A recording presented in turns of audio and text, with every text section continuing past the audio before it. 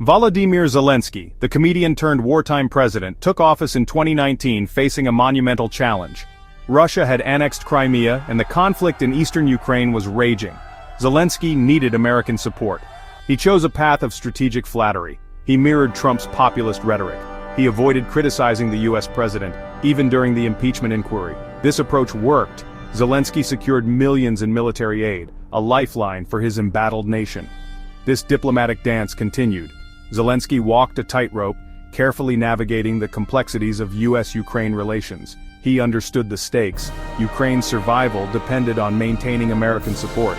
His approach, while controversial to some, yielded tangible results. For a time, it seemed, the comedian had mastered the art of international diplomacy. The year is 2023. The world watches as Zelenskyy's approach takes a dramatic turn. He publicly challenges Trump and his Secretary of State Mike Pompeo on live television. He criticizes a proposed mining deal, calling it exploitative. He dismisses negotiation proposals. This shift from strategic alignment to open confrontation sends shockwaves through the international community. The February 28, 2025 meeting in the Oval Office epitomized this shift. What was meant to be a discussion about aid and security guarantees devolved into a shouting match. The press conference was canceled. The mineral agreement remained unsigned. Each side blamed the other for the debacle.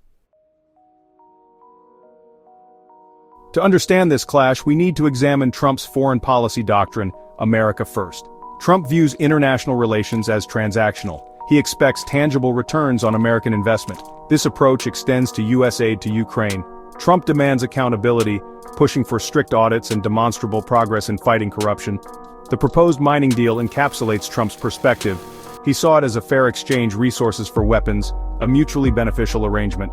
Zelenskyy's public rejection of this deal, labeling it as predatory, directly challenged Trump's worldview and his approach to diplomacy.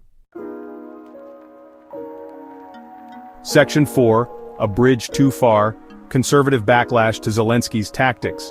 Zelenskyy's confrontational approach has not gone unnoticed. Conservative figures in the United States criticize his public rebukes of Trump. They emphasize the importance of respect and decorum in diplomatic relations. Trump, they argue, prefers private negotiations, not public grandstanding. This criticism reflects a broader concern within the Republican Party about Zelenskyy's perceived sense of entitlement. They argue that while U.S. support for Ukraine is important, it should not come at the expense of American interests. They urge Zelenskyy to adopt a more conciliatory tone and recognize the importance of compromise. Section 5, The High-Stakes Gamble. Ukraine's future at a crossroads. Zelenskyy's diplomatic gamble is fraught with risk. With Russia still occupying Ukrainian territory, he cannot afford to alienate his most powerful ally. Trump's offer of security guarantees, while conditional, represents a potential path to peace. But these guarantees likely require concessions that Zelenskyy seems unwilling to make. Zelenskyy's initial success stemmed from strategic humility. He recognized the power dynamics at play. His recent shift to confrontation, however understandable given the circumstances, threatens to unravel the fragile web of support he so carefully constructed. The stakes are incredibly high.